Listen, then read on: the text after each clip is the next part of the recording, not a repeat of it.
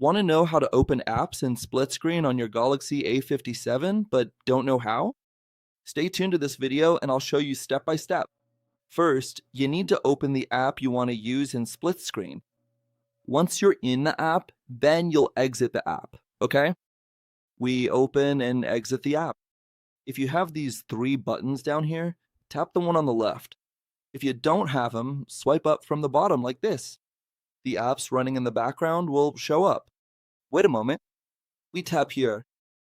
Find the app you want to use in split screen. The one you opened and closed, tap its icon and select this option. The app will open up here at the top.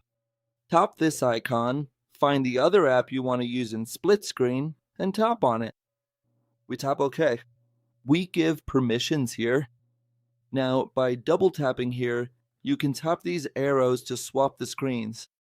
By holding your finger here, you can make one screen bigger and the other smaller. So that's it for today's video. I hope I was able to help. If I helped, don't forget to hit the like button, leave your comment down below, and if you can, subscribe to the channel for more videos.